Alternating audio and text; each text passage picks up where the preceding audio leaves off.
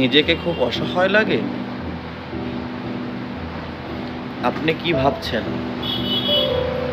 আল্লাহ পাক আপনাকে খুব কষ্টে রেখেছে? সময় হলে একবার ঘুরে আসবেন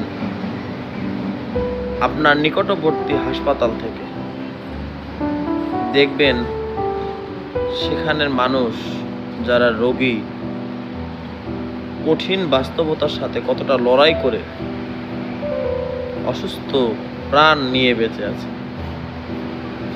কতটা কষ্ট তাদের জানেন? তাদের আর্তনাদ আপনি শোনেননি, তাই আপনি অনেক দুঃখিত মনে করেন। শুকর করেন, সর্বদা সন্তুষ্ট থাকেন সেই মহান রবের প্রতি যিনি আপনাকে সুস্থ রেখেছেন। শুকরিয়া আদায় করি, আলহামদুলিল্লাহ।